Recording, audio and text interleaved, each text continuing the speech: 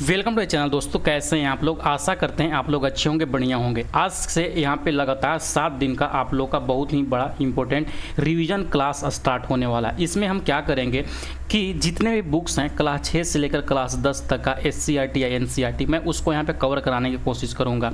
ठीक है, ऐसा तो ऑलरेडी मैंने क्लास 6 से क्लास 10 तक चैनल में पढ़ा रखे हैं, लेकिन ये जो सीरीज चलेंगे वो याद रखिएगा, जो पर्पस होगा इसका, उसका मेन पर्पस होगा रिवीजन के लिए। जो भी चीज़ें पढ़ाई जाएंगी जल्दबाजी में, यानी कि मतलब जल्दी में स्पीडी तरीके से पढ़ाया जाएगा क्या, ताकि कम समय में आपको ज़्यादा से ज़्यादा यहाँ पे समझ में आ सके। ठीक है, अगर क्या आपने इसका डिटेल वीडियो नहीं देखा है तो अभी स्क्रीन पर आ रहा होगा वो वीडियो, या आई लिंक बटन पे यहाँ पे देखिएगा लिंक दिया होगा, या इसका चैनल का डिस्क्रिप्शन में मैं लिंक दे दूंगा, वहाँ से जाकर ये पूरा वीडियो आप लोग देख सकते हैं। ठीक है, तो चलिए क्लास को स्टार्ट करते हैं। सबसे पहले यहाँ पे अगर स्क्रीन पर देख रहे होंगे, इसमें जो पढ़ने वाले हैं आप पहले पढ़ने वाले हैं क्लास 6 का साइंस है। ठीक है, अगर इसमें आइएगा ना तो टोटल नंबर ऑफ चैप्टर्स जो देखने को मिलते हैं वो यहाँ पे 18 चैप्टर्स देखने को मिलते हैं। ठीक है, बाई ऐसे क्लासेस ये जो भी मटेरियल रेडी किया गया है मेरा अकाउंट यहाँ पे दिया गया है, और अगर इसका जिसको भी PDF चाहिए ना वो मेरा चैनल नहीं, वहाँ पर जो एप्लीकेशन है एप्लीकेशन को आप लोग डाउनलोड कर लीजिए और वहाँ से इसको परचेज कर सकते हैं। ठीक है, मैं उसका भी लिंक यहाँ पे डिस्क्रिप्शन में दे दूंगा ताकि आपको वहाँ पे अच्छा से सहूलियत हो। जैसे ही आइएगा तो इसमें चैप्टर्स आप लोग देख लीजिए। चैप्टर 1 जो पढ़ना है आपको, भोजन कहाँ से आता है। दूसरा है तंतु से वस्त्र की ओर। यहाँ पे तीसरा चैप्टर है भोजन में क्या क्या में आता है। एज इट इज़ यहाँ पे हम लोग चलते जाएंगे, एक एक करके मैं आपको बताते चलता हूँ। ठीक है, सबसे पहले यहाँ पे अगर के सामने नज़र आ रहा होगा आपको चैप्टर नंबर 1। चैप्टर नंबर 1 अगर के आइएगा तो उसका नाम है भोजन कहाँ से आता है। इसका सबसे जो महत्वपूर्ण पॉइंट इसमें दिए गए, देखिए क्लास 6, 7, 8 अगर के आप पढ़िएगा ना, क्लास 6, 7 और 8 ये जो भी चैप्टर्स हैं ये केवल बेसिक्स चीज़ें दिए गए हैं। यहाँ पे कोई उतना इंपॉर्टेंट चीज़ नहीं मिलेंगे। जो मेन चीज़ आपको देखने को मिलता है 9th और 10th में देखने को मिलता है, इसीलिए 6 से 8 है तो एक वीडियो में हो सकता है ख़त्म हो जाए, अदरवाइज एक और वीडियो हम लेकर आ जाएंगे। ठीक है, जो यहाँ पे चीज़ें दिया गया है मित्रों, जैसे कि यहाँ पे देख सकते हैं दिया गया है कि भोजन के रूप में खाए जाने वाले पदार्थ के भाग जो हैं यहाँ पे, इसको याद रखिएगा, ये बहुत ही इंपॉर्टेंट है। बार बार यहाँ पे सवाल पूछा जाता है। चना हो गया, सरसों हो गया, पालक हो गया, बथुआ हो गया, ये सब का जो खाया जाता है ना वो तना और धनिया खाया जाता है, सॉरी तना और पत्तियाँ खाया जाता है। ठीक है, उसके बाद जो अगला पॉइंट दिया गया है, जो खीरा और टमाटर होते हैं इसका जो खाए जाने वाले भाग होते हैं वो फल होते हैं।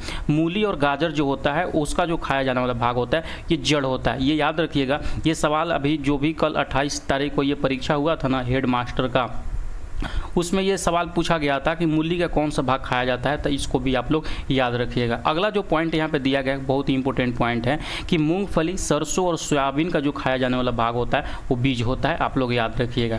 फिर यहाँ पे अगला पॉइंट जो दिया गया है, मधुमक्खियाँ फूलों के मकरंद जो होता है ना, मीठा रस तो होता है, उसको एकत्रित करती है और उसको पचाने के लिए उसको एंजाइम से पचाकर वो शहद में तब्दील करती है, आप लोग याद रखिएगा। ठीक है, मकरंद क्या होता है, मीठा रस होता है, इसको पाचन कैसे होता है, एंजाइम के द्वारा होता है, आप लोग याद रखिएगा। फिर आता है कि पौधे हरे पत्तियों के द्वारा प्रकाश संश्लेषण करते हैं, ये तो सबसे पता ही होगा आप लोगों को।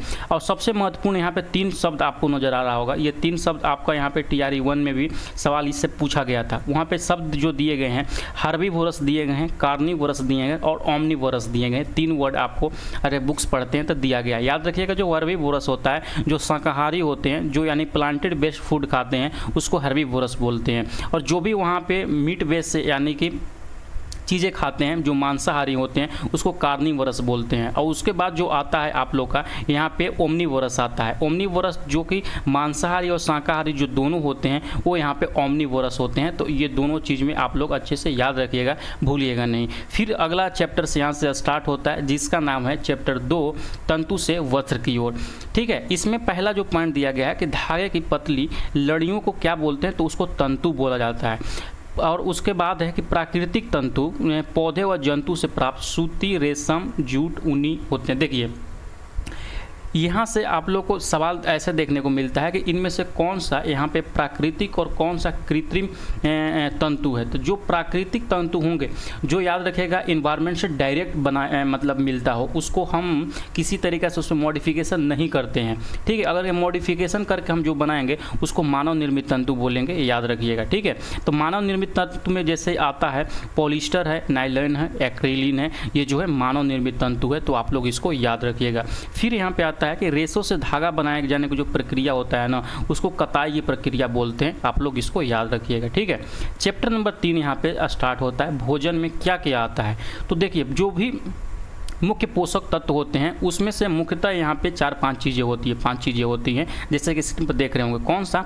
कार्बोहाइड्रेट हो गया, प्रोटीन हो गया, वसा, विटामिन, खनिज लवण। ये आपका भोजन में होना ही चाहिए अगर कि आपको संपूर्ण विकास आपका शरीर का चाहिए तो, ठीक है। उसके बाद जो आप अगर के आप NCERT पढ़ते हैं तो वहाँ पर कुछ जाँच दिए गए हैं कि स्टार की जाँच कैसे करेंगे, प्रोटीन की जाँच कैसे करेंगे, वसा की जाँच कैसे करेंगे, कार्बोहाइड्रेट की जाँच कैसे करेंगे। तो याद रखिएगा, पदार्थ पर आयोडीन डालने पर अगर कि वो नीला या काला हो जाता है, उसका कलर चेंज हो जाता है, तो उसमें यहाँ पे हम कह सकते हैं कि उसमें स्टार्च की उपस्थिति है। उसके बाद जो प्रोटीन की उपस्थिति का जांच करना रहता है, तो पदार्थ के ऊपर में CuSO4 और NaOH जो कि कास्टिक सोडा होता है उसको अप्लाई करते हैं। अगर कि उसका रंग यहाँ पे बैगनी कलर के हो जाता है तो हम बोल सकते हैं कि उसमें प्रोटीन है। आप लोग याद रखिएगा, ठीक है। और कि अभी तक आपने यहाँ पे वीडियो को लाइक नहीं किया तो जल्दी से पहले लाइक कर लीजिए और चैनल को सब्सक्राइब कर लीजिए यहाँ पे, ठीक है। आगे बढ़ने से पहले दोस्तों हम बताना चाहेंगे, जो भी लोग यहाँ पे बिहार में TRE 3 या TRE 4 की तैयारी कर रहे हैं उनके लिए BPSC का सिलेक्शन किट लेकर आ गए हैं। जैसे कि आप लोग ये क्लास अभी पढ़ रहे हैं, ये सारा PDF इसमें आपको इंक्लूडेड दिया जाता है। इसमें हम क्या प्रोवाइड करेंगे आपको कि साइंस, हिस्ट्री, ज्योग्राफी, पॉलिटी और इकोनॉमिक्स के SCERT और NCERT का क्लास 6 से लेकर क्लास 10 तक का सारा नोट्स मिल जाएगा आपको, ठीक है। उसके बाद प्रीवियस ईयर क्वेश्चंस जो होते हैं BPSC में, जो कि आपको पता है कितना ही इंपॉर्टेंट होते हैं, बहुत सारा सवाल यहाँ पे प्रीवियस ईयर क्वेश्चंस के आपको एग्जाम में देखने को मिलते हैं। साथ ही साथ TRE 1, 2, 3 का जितने भी क्वेश्चंस हैं आपको इस सिलेक्शन किट में प्रोवाइड किया जाएगा। उसके बाद टॉप 500 जो करंट अफेयर्स हैं इसमें प्रोवाइड किए जाएंगे और भारतीय राष्ट्रीय आंदोलन का जो है सेपरेट आपको एक PDF मिलेगा। भारतीय राष्ट्रीय आंदोलन का ऐसा मैं PDF दूंगा ना, तो अगर 10 सवाल पूछेगा ना तो मेरे को दावा है कि 10 में से 9 सवाल इसी भारतीय राष्ट्रीय आंदोलन से पूछा जाएगा, ठीक है। इससे पहले मैं क्यों ऐसा बोल रहा हूँ कि भारतीय राष्ट्रीय आंदोलन का जो मैंने PDFs दिए थे, अभी जो हेड टीचर का एग्जाम आपका 10 दिन पहले हुआ है 28 जून को, उसमें वो 10 सवाल पूछे गए थे, 10 में से 10 सवाल इसी PDF से थे। मैं इसका भी डिटेल में एक वीडियो बनाकर डाला हुआ हूँ ब्रह्मास्त्र करके, आप जाकर वहाँ पर देख सकते हैं। तो जिनको भी ये चाहिए होगा, ये जो भी सिलेक्शन किट, वो नीचे दिए गए एप्लीकेशन पे, मैं डिस्क्रिप्शन में एप्लीकेशन का लिंक दे दूँगा, वहाँ से एप्लीकेशन डाउनलोड करके इसको आप लोग जाकर वहाँ से परचेज कर सकते हैं, ठीक है। आशा करता हूँ इतना समझ गए होंगे। चलते हैं अपने कंटेंट के ऊपर में। तो यहाँ पर हम जो आपको बता रहे थे कि प्रोटीन की जांच कैसे होता है, मैं आपको बता दिया था। अब यहाँ से स्टार्ट होता है वसा की जांच, कि आखिर वसा की जांच कैसे करते हैं। वसा एक ऑयली चीज़ होता है। ऑयल को चेक करने लिए क्या करते हैं, कागज़ पर अगर के थोड़ा सा हम कोई चीज़ लेंगे और उसमें अगर के धब्बा आता है, अगर के उसमें तेल का कुछ परछाई मिलता है, तो वो हो जाता है वसा की जाँच, यानी कि उसमें वसा है। उसके बाद कार्बोहाइड्रेट जो पाया जाता है, याद रखिएगा, गेहूँ में, बाजरा में, आम, पपीता, आलू, गन्ना, शकरकंद, ये जितने भी चीज़ें मैंने बताए हैं ये इसमें कार्बोहाइड्रेट पाया जाता है। आप लोग याद रखिएगा, ठीक है। वसा क्या है? वसा ऑल ऑयली थिंग्स है, जिसमें भी, जिस पदार्थ में भी ऑयल पाया जाता है, याद रखिएगा, उसमें वसा है। और जो भी मोटापा से लोग परेशान होंगे, ये सारा चीज़ खाना छोड़ दीजिएगा, वसा वाला ऑयली थिंग वाला, अपने आप पतले हो जाइएगा। अगला आता है यहाँ पे प्रोटीन। प्रोटीन किस चीज़ में मिलता है? तो याद रखिएगा, दाल में, सोयाबीन में, मछली में, अंडा में, पनीर में, दूध, मांस में, यहाँ पे हाई प्रोटीन होते हैं। आप लोग याद रखिएगा, ठीक है। उसके बाद कुछ यहाँ पे विटामिन कभी कभी सवाल पूछ देते हैं कि कौन सा विटामिन किस में होता है। तो याद रखिएगा, जो विटामिन ए होता है वो गाजर, पपीता और दूध में पाया जाता है। उसी तरह जो यहाँ पे विटामिन बी है दोस्तों, विटामिन बी आपका चावल में, गेहूं में और यहाँ पे यकृत के तेल में पाया जाता है, याद रखिएगा। फिर आता है विटामिन सी और विटामिन डी। विटामिन सी जो होता है संतरा में और आंवला में पाया जाता है। जो भी चीज़, देखिए सी का याद रखने का ऐसा भी ट्रिक है कि कोई भी ऐसा फ्रूट्स वगैरह हैं जिसमें खट्टा वाला चीज़ उसमें से आ रहे हैं, तो समझिए कि खट्टा वाला जितने भी चीज़ है उसमें विटामिन सी पाया जाता है। उसके बाद आता है कि विटामिन डी। विटामिन डी जो होता है ना, मछली और अंडा में होता है। आप लोग इसको याद रखिएगा। फिर आता है कि प्रोटीन की कमी से कौन सा रोग होता है। ये सवाल बहुत बार पूछा जा चुका है। जो प्रोटीन से कमी से रोग होता है ना, वो क्वाशियोकर रोग होता है। आप लोग भूलिएगा नहीं, ठीक है। उसके बाद विटामिन क्या करता है शरीर के अंदर में, तो यह जो करता है, यह रोगों से रक्षा करता है। याद रखिएगा, सवाल डायरेक्ट पूछा जाएगा आपसे, अगर ध्यान से नहीं आप लोग देखिएगा तो गलत करके आ जाएगा। रोगों से रक्षा कौन करता है? विटामिन करता है। आप लोग प्रोटीन वगैरह मार के मत आ जाइएगा। अब यहाँ से स्टार्ट होता है दोस्तों कौन सा? चैप्टर नंबर 4, जिसका नाम है विभिन्न प्रकार के पदार्थ, ठीक है। तो क्या इसको यहाँ पर क्या देख सकते हैं, यहाँ पे दिया गया है कि पानी की निश्चित मात्रा में पदार्थ की अधिकतम कितनी मात्रा घुल सकती है, उसको क्या बोलते हैं, घुलनशीलता बोलते हैं। यानी कि एक लिमिटिंग पॉइंट, कोई भी चीज़ में जितना ही पानी डाल रहे हैं एक लिमिट ऐसा आएगा, उसके बाद वो चीज़ नहीं घुलेगा, उसको बोलते हैं घुलनशीलता, याद रखिएगा। और जो इसका जो घोल होता है ना वो संतृप्त घोल होता है। ये घुलनशीलता क्या होता है, संतृप्त घोल क्या होता है, और जो लॉन्ग वीडियो है उसमें मैंने अच्छे से सारा कुछ बता रखे हैं, ठीक है। उसके बाद एक टर्म दिए गए हैं आपके बुक्स में कि अपारदर्शी क्या होते हैं, पारदर्शी क्या होते हैं, पारभासी क्या होते हैं, ठीक है। जो अपारदर्शी होते हैं जिससे प्रकाश बिल्कुल भी नहीं पार हो पाए, पारदर्शी क्या होता है जिससे प्रकाश पार हो जाए, और पारभासी क्या होता है जिससे थोड़ा थोड़ा पार हो, थोड़ा थोड़ा नहीं पार हो, ठीक है। अगला यहाँ से आपका नेक्स्ट चैप्टर स्टार्ट हो रहा है, चैप्टर नंबर 5, जिसका नाम है, ठीक है, इसका नाम है पृथक्करण, बालू से नमक का अलग करना। ये सारा चीज़ यहाँ पे हम देखते हैं कि कौन सा चीज़ से कैसे अलग करते हैं। पदार्थ का सतह पन्नी में जब बैठ जाता है, कोई जिसने मान के चलिए कि ये ग्लास है, ठीक है, ग्लास है यहाँ पे, और इसमें पानी भी है और बालू भी है, और इसमें देखिएगा ना तो जो भी बालू है ना वो पेंदी में बैठ जाते हैं, उसको निकालने की प्रक्रिया को थिराना बोलते हैं, और जमे हुए पदार्थ से अन्य द्रव को बाहर निकाल लिया जाता है थिराना में, ठीक है। उसके बाद यहाँ पे आता है अगला जो पॉइंट यहाँ पे दिया गया है कि पदार्थों को अलग अलग करना या पहचानना क्या कहलाता है, तो उसको क्रोमेटोग्राफी बोलते हैं। ये सवाल पूछा जाता है आपसे। यहाँ से स्टार्ट हो रहा है नेक्स्ट चैप्टर नंबर जिसका नाम है 6। चैप्टर नंबर 6 में आइएगा तो दिया गया है पदार्थ में परिवर्तन। एक आप देखने को मिलता है भौतिक परिवर्तन, एक मिलता है रासायनिक परिवर्तन। दोस्तों भौतिक परिवर्तन ऐसे परिवर्तन को बोलते हैं जो अपनी पुनः पुरानी अवस्था में लौट आए। जैसे कि अगर हम बर्फ़ को यानी बर्फ़ को नहीं, पहले पानी को लेते हैं, अगर कि हम पानी को जमाते हैं तो पानी जमकर बर्फ़ बनेगा, और कुछ समय बाद अगर कि हम चाहेंगे तो ये बर्फ़ से ही पानी बन जाएगा। यानी कि ये दोनों फॉर्म यहाँ पर रिटर्न हो रहे हैं, उसको बोलेंगे भौतिक परिवर्तन। रासायनिक परिवर्तन ऐसे बोलेंगे कोई कागज़ है, कागज़ में हम आग लगा कर जला दिए और फिर से वो कागज़ बनेगी क्या, नहीं वो बनेगी, तो उसको बोलते हैं यहाँ पे रासायनिक परिवर्तन। जैसे कि मोमबत्ती का जलना, आप लोग याद रखिएगा। यहाँ से आपका स्टार्ट होता है चैप्टर नंबर 7, जिसका नाम है पेड़ पौधों की दुनिया। जिन पौधों का तना हरा, कोमल एवं कम ऊंचाई के होते हैं उनको शाक बोला जाता है, और जिनका तना जो होता है सख्त, पतला और काष्ठीय होता है उन्हें झाड़ी बोला जाता है। आप लोग ये दोनों चीज़ें याद रखिएगा। वृक्ष जो होते हैं उसके तना सख्त होते हैं और यहाँ पे मोटा होते हैं, ठीक है। उसके बाद एक मुख्य जड़ और बाकी सहायक जड़ जो होते हैं उसको मूसला जड़ बोलते हैं। जो मेन जड़ होते हैं तो वो तो होते हैं, बाकी जो सहायक जड़ होते हैं वो मूसला जड़ होते हैं, याद रखिए, ठीक है। कोई मुख्य जड़ नहीं जिसमें होते हैं ऐसे जो चीज़ें होती हैं उसको रेशेदार या झक्कड़ जड़ बोलते हैं, याद रखिएगा। एक बीजपत्री पौधे कौन कौन है, मक्का है, धान है। और द्विबीजपत्री पौधे कौन है, सेम है और अरहर है। सेम में अगर देखिएगा 2 बीजपत्री है, 2 मतलब मैक्सिमम रहते हैं जो बीज रहते हैं उसमें 2 ठो, और अरहर में भी रहते हैं 2 ठो रहते हैं, ठीक है। बाकी सिरा क्या होता है, सिरा विन्यास क्या होता है, ये सारा चीज़ मैंने वहाँ पे ऑलरेडी पढ़ा रखे हैं, तो आप लोग जाकर वहाँ पे देख लीजिएगा। ये जो भी टीपीएससी का सिलेक्शन किट था मैंने आप लोग को बता दिए। जिनको भी चाहिए होगा इसको एप्लीकेशन आप लोग डाउनलोड कर लीजिएगा और वहाँ से इसको परचेज कर लीजिएगा, ठीक है। उसके बाद आते हैं अगला पॉइंट में। अगला पॉइंट जैसे कि यहाँ पे देख रहे होंगे सिरा विन्यास क्या होता है, जाली का सिरा विन्यास कहता है, समांतर सिरा विन्यास, ये सारा चीज़ मैंने पढ़ा रखे हैं, तो वहाँ से आप लोग देख लीजिएगा, ये कोई बड़ी चीज़ नहीं है। फिर आता है वाष्पोत्सर्जन। वाष्पोत्सर्जन क्या होता है, जैसे अगर पत्ती वगैरह देखिएगा तो उसमें से थोड़ा थोड़ा पानी वगैरह निकलते रहता है भाप बन के, या उसमें से देखिएगा तो पत्ती से जो जल की बूंदे निकलता है उसको वाष्पोत्सर्जन बोलते हैं, ठीक है। बाकी ये जो फूल वाला चीज़ें हैं मैंने बहुत बेहतरीन तरीक़ा से वहाँ पढ़ा रखे हैं। अब यहाँ से स्टार्ट हो रहा है नेक्स्ट चैप्टर नंबर 9, जिसका नाम है जंतुओं में गति।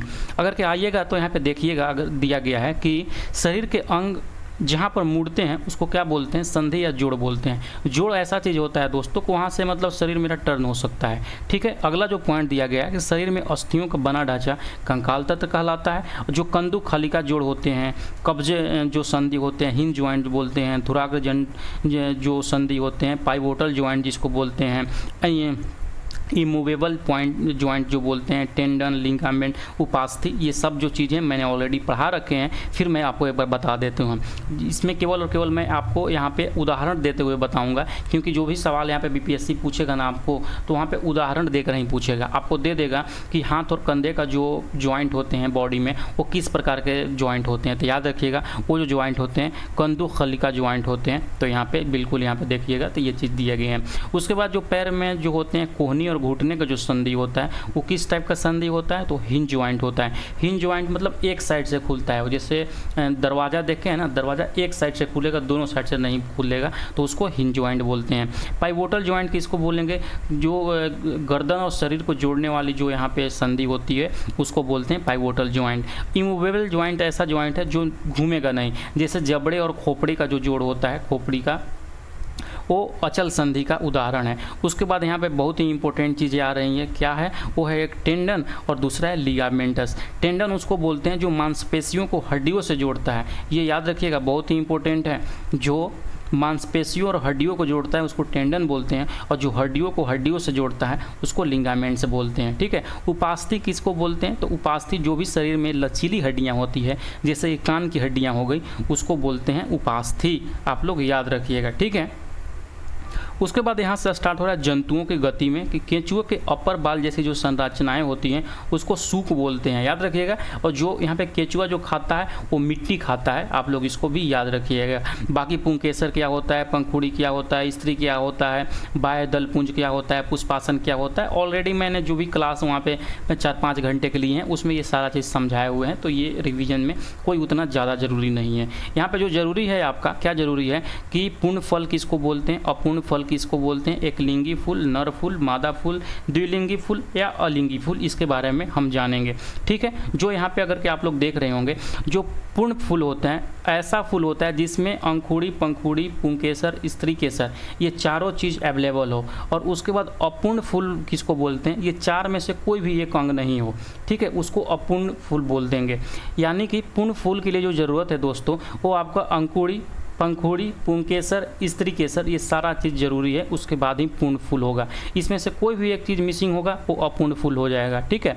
एक लिंगी फूल उसको बोलते हैं जो कि यहाँ पे स्त्री केसर और पुंकेसर में कोई एक चीज़ यहाँ पे अवेलेबल हो। ठीक है। स्त्री केसर और पुंकेसर में कोई एक चीज़ ही अवेलेबल हो यहाँ पे, उसको एक लिंगी फूल बोलते हैं, याद रखिएगा। और यहाँ पे फिर आता है आपको नर फूल और मादा फूल। नर फूल जो होते हैं जिसमें केवल पुंकेसर होता है, मादा फूल जिसमें केवल स्त्री केसर होता है। तो नाम से भी आप लोग यहाँ पे याद रख सकते हैं कि नर फूल क्या होता है, मादा फूल क्या होता है। फिर आता है द्विलिंगी फूल। ठीक है। द्विलिंगी में क्या होगा कि उसमें पुंकेसर भी अवेलेबल होगा और स्त्री केसर भी अवेलेबल होगा, दोनों अवेलेबल होगा, तो उसको यहाँ पे बोलेंगे द्विलिंगी फूल। जो अलिंगी फूल होता है मित्रों, उसको बोलते हैं जिसमें न स्त्री केसर पाया जाता है न पुंकेसर पाया जाता है, वो इम्प्टी होता है, यानी कि उसको बोलेंगे यहाँ पे अलिंगी फूल बोलेंगे। आप लोग इसको अच्छे से याद रखिएगा। ठीक है।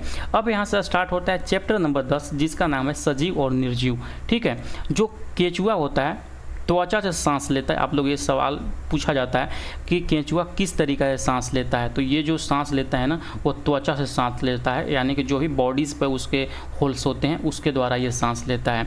मछली जो सांस लेता है वो गलफड़ा से सांस लेता है, याद रखिएगा। और पौधे कार्बन डाइऑक्साइड लेते हैं, ऑक्सीजन छोड़ते हैं, जिसके वजह से हम सांस लेते हैं। ठीक है, समझ गए होंगे इतना तक। कैसा लग रहा है वीडियो, कमेंट सेक्शन में जरूर बताइएगा। आप लोगों के लिए इतना मेहनत हम कर रहे हैं। सजीवों में अनुकूलन चैप्टर नंबर 11 का नाम है। अगर देखिएगा यहाँ पे तो दिया गया है जो रेगिस्तान में जो पौधे पाए जाते हैं ना, उसमें अगर के देखिएगा तो नागफनी के पौधे हो गए, बबूल के पौधे वगैरह हो गए, ये रेगिस्तान में पाए जाते हैं। मैंने अफगानिस्तान बोला क्या, नहीं रेगिस्तान ही बोले मैं। ठीक है, ये हो जाएगा। ठीक है। उसके बाद आता है अगला पर्वतीय क्षेत्र। पर्यानुकूलन क्या होता है। ठीक है। जो पर्वतीय क्षेत्र में जो पाए जाने वाले जो पौधे होते हैं, याद रखिएगा, उसमें शंकुआकार तरीके के पेड़ पाए जाएंगे, जैसे कि पाइनस हो गया, विल्लो हो गया, देवदार हो गया, सागवान, फर्न आदि की इस तरीके के जो पेड़ होते हैं ना, वो पर्वतीय क्षेत्रों में पाए जाते हैं। ठीक है, समझ गए होंगे। पर्यानुकूलन एक अस्थायी अनुकूलन को बोलते हैं, पर्यानुकूलन। इसके उदाहरण वगैरह मैंने बहुत बेहतरीन तरीके से समझाए हुए हैं। डॉल्फिन एवं व्हेल सिर पर स्थिर नस द्वारा, जिसको वात छिद्र बोलते हैं, उसके द्वारा यहाँ पे सांस लेते हैं।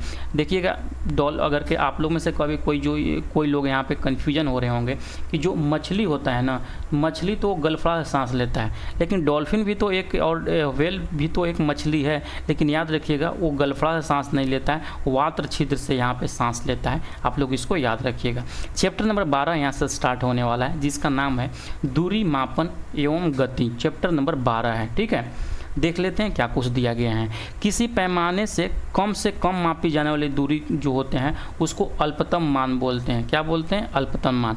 सरल रेखीय गति, वर्तुल गति या घूर्णन गति, आवर्त गति और लुढ़कती गेंद, ये सारे के बारे में आपको बताते चलता हूँ। जो सरल रेखीय गति होता है मतलब सीधे चलना, उसको सरल रेखीय गति बोलते हैं।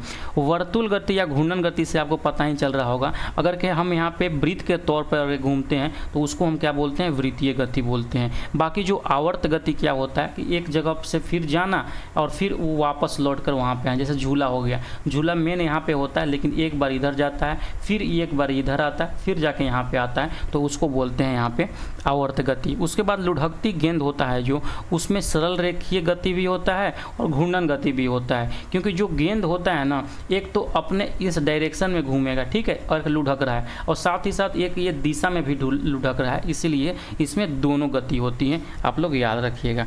यहाँ से चैप्टर नंबर 15 आपका 13 स्टार्ट हो रहा है, जिसका नाम है प्रकाश। पारदर्शी अपारदर्शी पारभासी मैंने बता दिए। जो प्रकाश होता है सीधी रेखा में गमन करता है, जो प्रकाश आती है उसको आपतित किरण, और जहाँ से टकराने के बाद वो लौट जाती है उसको परावर्तित किरण बोलेंगे हम, ठीक है। अगला यहाँ पे पॉइंट की तरफ बढ़ते हैं कि छाया का आकार जो है, अगर के देखिएगा, अगर कभी कभी रात में आप निकलते होंगे तो आपका जो शैडो होता होगा वहाँ पे छाया बनता होगा। तो छाया किस किस चीज़ पर डिपेंड करेगा? वो डिपेंड करेगा प्रकाश से स्रोत पे, कि किस तरीक़ा से प्रकाश, मतलब उसका प्रकाश स्रोत क्या है, लैंप से आ रहा है, लाइट से आ रहा है, हाइलोजन से आ रहा है, और प्रकाश की दिशा किस साइड से आ रहा है, साइड से आ रहा है, और प्रकाश की दूरी और आकार पर निर्भर करता है। याद रखिएगा कि आपका छाया कितना ऊंचा, नीचा, लंबा, पतला बनेगा, ठीक है। उसके बाद यहाँ से आपका स्टार्ट होगा चैप्टर नंबर 14। चैप्टर नंबर 14 जिसका नाम है बल्ब जलाओ जगमग जगमग, ठीक है। तो अगर इसमें से सबसे महत्वपूर्ण जो पॉइंट आपका दिया गया है, बल्ब का आविष्कार किसने किया था, तो याद रखिएगा जो बल्ब का आविष्कार किया गया था वो एडिसन जी के द्वारा यहाँ पे बल्ब का आविष्कार किया गया था। आप लोग भूलिएगा नहीं। चैप्टर नंबर जो 15 यहाँ पे दिया गया है, स्क्रीन पर आप लोग देख रहे होंगे, जिसका नाम है चुंबक। चुंबक जो होते हैं, जहाँ पे चुंबक तो सबसे अधिक होता है, उसको क्या बोलते हैं? चुंबकीय ध्रुव बोलते हैं। और इसका जो यहाँ पे खोज किया गया था चुंबक का, वो यूनान के क्रीट द्वीप पर किया गया था। कौन से पत्थर से? लोडस्टोन पत्थर से।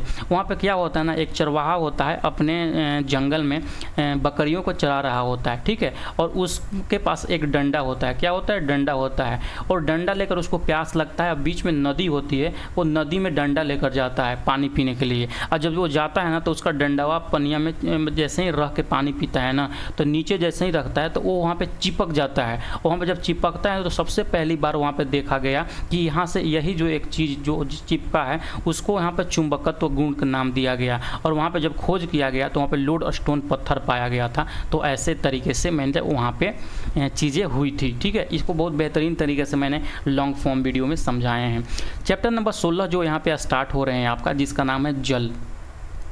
जल से वाष्प बनना, वाष्पन, और वाष्प को पुनः ठंडा करके जल बनाना संघनन कहलाता है, ठीक है। देखिए जब जल से यहाँ पे वाष्प बनेगा, ठीक है, तो इसको हम बोलेंगे वाष्पन, यहाँ पे बोलेंगे वाष्पन। और जब इसी वाष्प को ठंडा करके पुनः जब यहाँ पे हम जल बनाते हैं तो उसको क्या बोलते हैं? उसको बोलते हैं संघनन। याद रखिएगा इसको, ये सब भूलिएगा नहीं, बहुत ही इंपॉर्टेंट चीज़ें हैं ये सारा चीज़, ठीक है। अगला पॉइंट की तरफ बढ़ते हैं। अगला जो दिया गया है कि पृथ्वी पर 2/3 भाग पर यहाँ पे जल पाया जाता है, जिसमें जो चीज़ें हैं 97.5% जो है वो खारा पानी है, बाकी 2.5% जो है वो स्वच्छ जल है। बाकी जो 0.003% जो जल है ना, वही जो पानियाँ है कि हम लोग पी सकते हैं, बाकी कोई भी पानी हम पी नहीं सकते हैं, याद रखिएगा। फिर आता है यहाँ पे कि चैप्टर नंबर 17 जिसका नाम है वायु। तो इसमें केवल बच्चों को समझने वाला बात है और कुछ नहीं। उसके बाद चैप्टर नंबर 18 में आइएगा तो 4R के बारे में पढ़ने को मिलता है, रिफ्यूज, रिड्यूस, रीयूज और रिसाइकल। कोई भी सामान मैं आप लोग को एक रिकमेंड करता हूँ, अगर कि आप लोग घर में प्लास्टिक यूज करते हैं ना, तो या तो उसको रिफ्यूज़ कीजिए कि हम इसको तो यूज ही नहीं करेंगे। अगर के रिफ्यूज नहीं कर सकते हैं तो उसको रेड्यूस कीजिए, कम से कम यूज कीजिए। अगर दिन में मतलब सप्ताह में 7 दिन आप बाज़ार जाते हैं तो 7 दिन अगर झोला लेकर आप लोग नहीं जाते हैं तो कम से कम ये आप लोग मतलब एक आदत डालिए ना कि 7 दिन तो नहीं, कम से कम हम 3 दिन झोला लेकर जाएंगे, जिससे कि प्लास्टिक हम न पाएँ।